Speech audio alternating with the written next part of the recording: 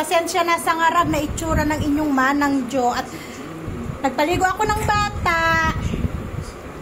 At syempre, ang dinner namin ay pizza. Ayan, uy, tuwang-tuwang aming kuya.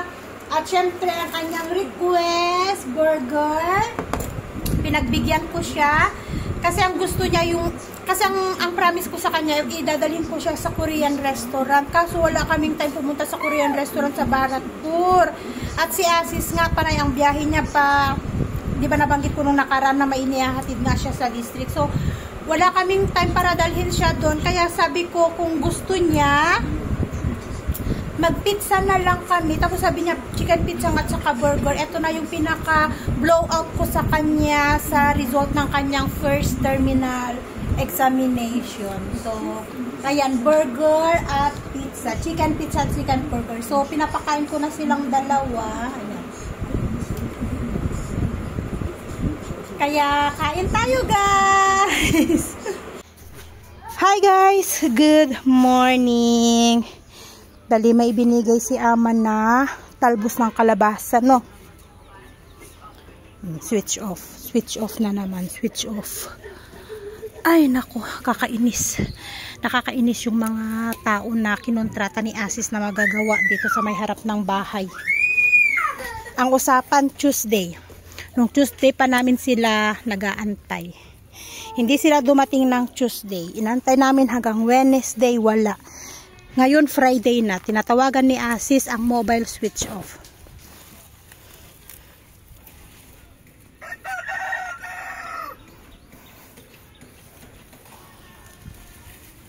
Eksakto Tuesday, tapos na sila ng trabaho dito sa may malaking bahay na ginagawa. Kaya yun ang usapan.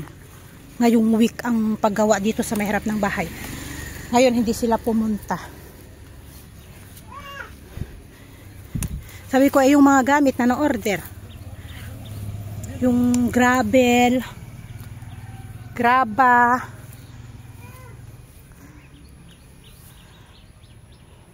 simento. Buhay na yung aking kamote. Tanim ako dun isa. Pararamihin ko yan. Dagdag lang nung bigay ni Ama. Since may talbos ng kalabasa dito, konti lang kasi yung talbos niya. Kaya harvestin natin para may pangdagdag tayo. Sayang din kasi pag hindi kunin. Ngayon wala, nagtatrabaho. Walang tao. Don't harvest this when I make pee-pee over. Ayan o, ibigay ni Ama. Hinarvest niya doon sa pinagkuhanan niya ng grass. Oh. May ulam tayo ngayong umaga. Talbos ng kalabas. Aray ko. Hi guys. Bali, ngayong araw na to, may 5 pang natira. At nakikita nyo, overripe na siya. Kaya ang gagawin natin, lutuin ko ulit na banana cake. Kung maganda ang kalalabasan nito, baka ito yung dadalhin ko kina Rose. Kasi nag-invite si Rose. Birthday ngayon ni Ashika.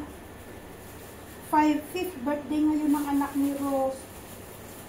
So, banana cake siguro. Dadalhin ko na lang. Tapos, di ko alam kung anong ireregalo nila. Asher. Anong ireregalo natin sa bata? Wala akong maisip.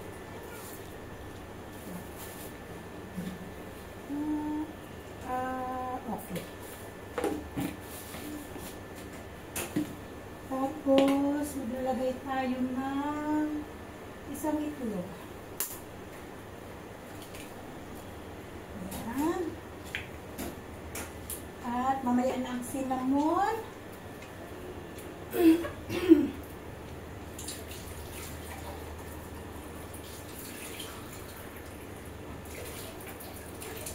At tubig lang ang ilalagay natin.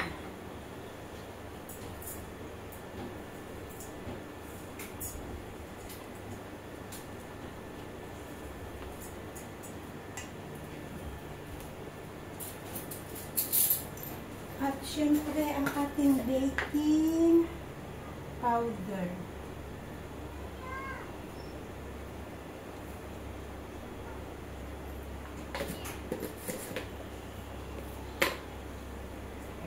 Oy. Ha? Tank is full? There. Pinuno ko muna yung tangke. Kasi naglaba ako, no? Ngayon, puno na ang tangke, gagamitin ko ang oven. No, not now. I will use oven.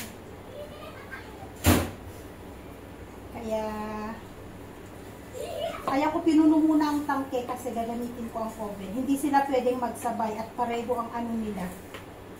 Pareho yung takbo ng... Pareho yung kain nila ng kuryente. Hindi pwedeng magsabay ang oven ng motor. Wala talaga akong sa totoo lang guys, wala talaga akong maisip na pwede kong ipanregalo sa bata. Ay, hindi naman pwede damit. Alam niyo kung bakit. May shop si Rose, nabilihan ng damit. Kaya, hindi ko mabilhan ng damit yung bata. At saka hindi ko alam yung size ng bata. Ganon din ang sapatos. Hindi ko siya mabilhan ng sapatos. Or doll shoes. Sandals. Kung bag naman, may mga bag din si Rose na para sa baby. Hirap. Hindi ko alam talaga guys.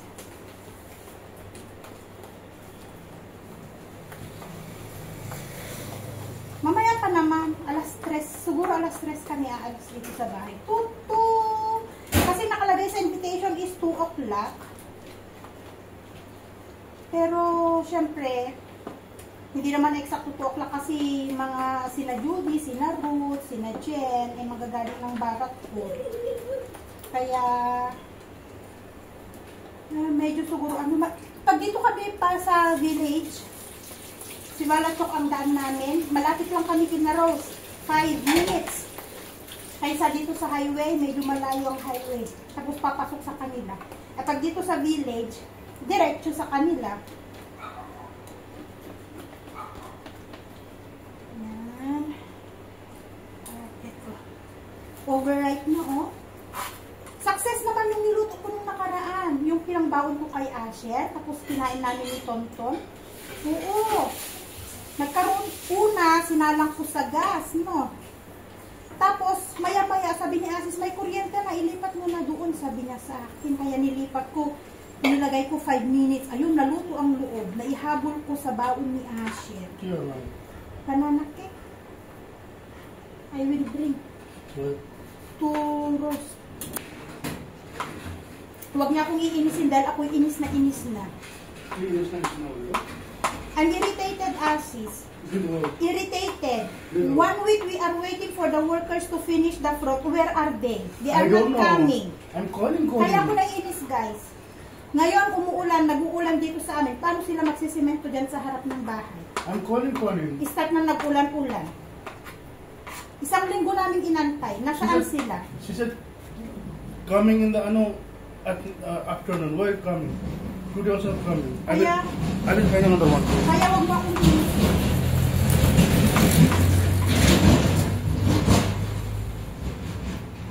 Alam niyo kung bakit ipapasimento ang harap ng bahay, guys? Para may maayos na magagamitan binaran ng palay. Yun ang purpose kung bakit ipapasimento. Lalo kapag ganito nag-uulan, basa ang lupa. At least kapag simento, mas madaling tuyuin. Para hindi siya mamroblema pagpapatuyo. Kasi minsan ang tagal-tagal magpatuyo ng palay kapag basa ang lupa. Basa din ang trapal. Kaya naanuhan na ipapasimento bukod para mas maganda pati tignan. Para mas maayos siyang tignan din sa harapan. At magpapalagay na ng ipapasimento din na ganan sa, magpapalagay din ng wall. Yung eksaktong papasukan lang ng tutok ang maiiwan para kapag nagkaroon ng budget, para tuloy-tuloy na malagyan ng ng gate.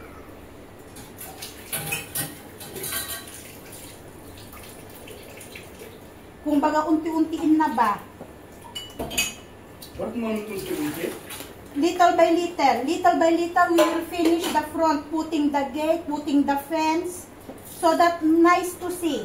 That is why I'm calling. That's why we are saving the money, Alam mo yung nag-ipon para masimulan ulit ang pagpapagawa dyan sa harap ng bahay. Ang usapan nung nakaraan, kasi tapos natin sila dito sa malaking bahay Natapos na sila. Bintana na lang kinakabit, pintura, ganun. Nasaan sila?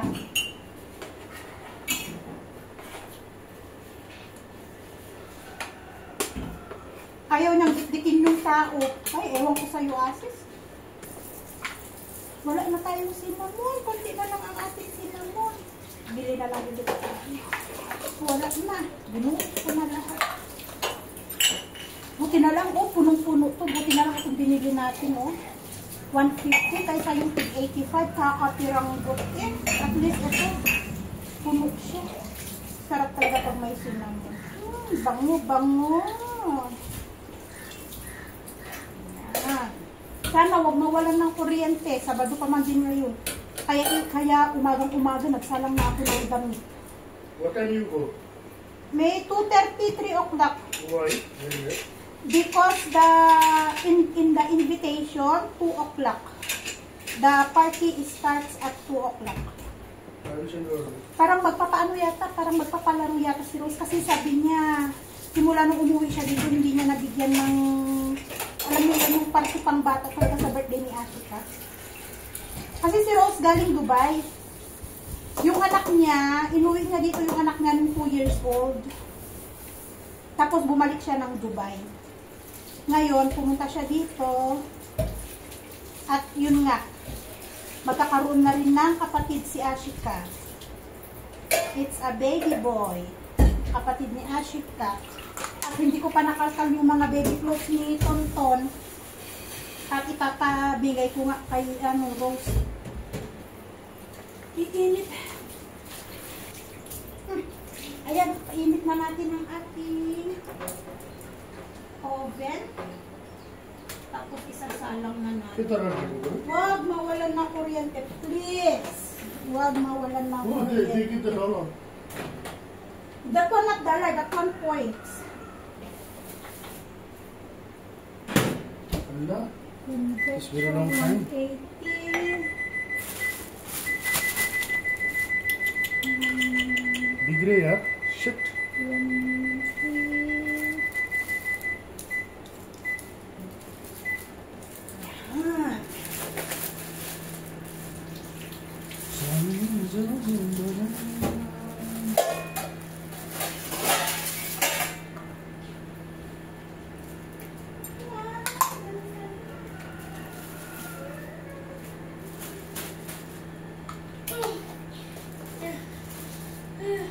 That's what I observed.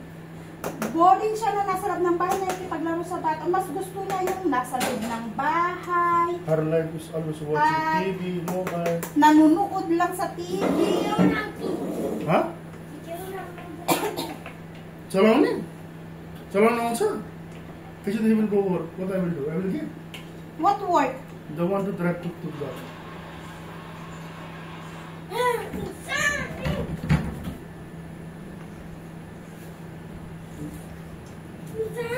This is the house.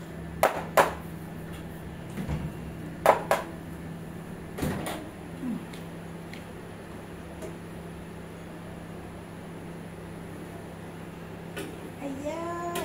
Ayan.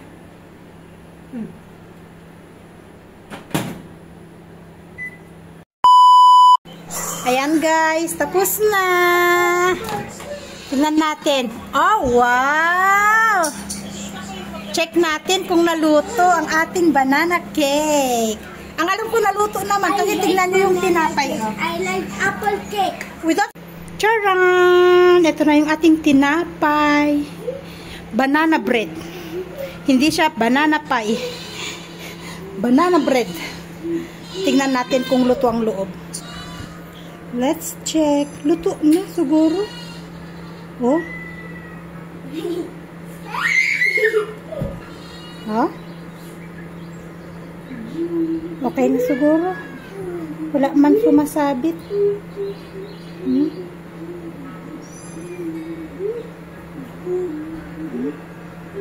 At saka yung dito sa gilid. Ayan. Oh.